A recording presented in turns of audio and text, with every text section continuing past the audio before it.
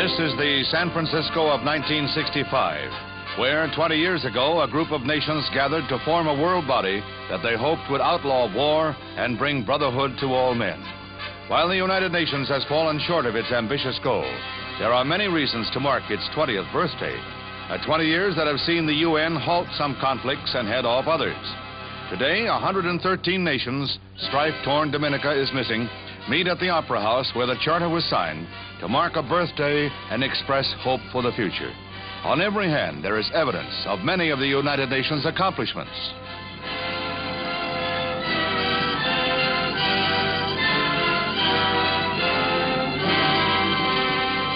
A painting commemorates the signing of the Charter for the U.S. by Edward Stettinius as President Truman looks on, and nearby the Charter itself is displayed. On that June day in 1945, 50 nations who had fought the Axis powers affixed their signatures to the Charter that is the basis for the United Nations. This was the result of 63 days of conferences and parleys.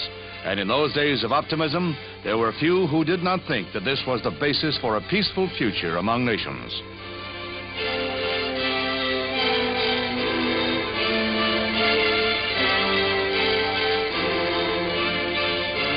Mr. Truman had become president not long before the Charter Writing Conference began, while World War II was still raging in Europe and in the Pacific.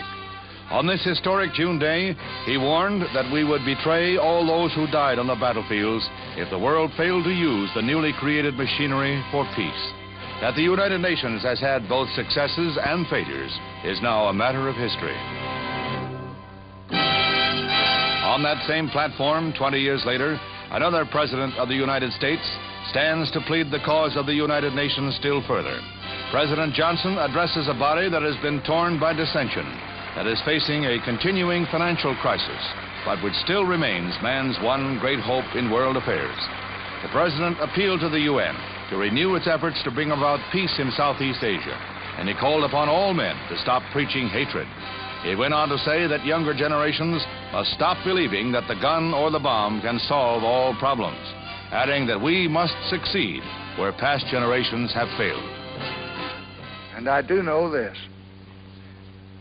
Whether we look for the judgment to God or to history or to mankind, this is the age, and we are the men, and this is the place to give reality to our commitments under the United Nations Charter.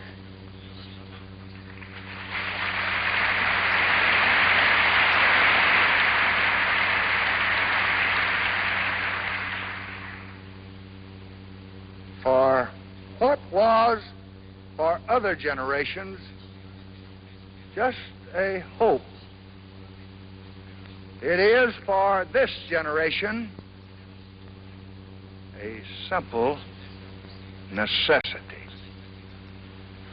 Thank you very much.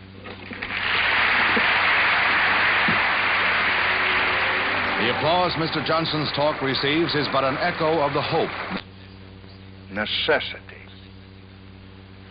Thank you very much.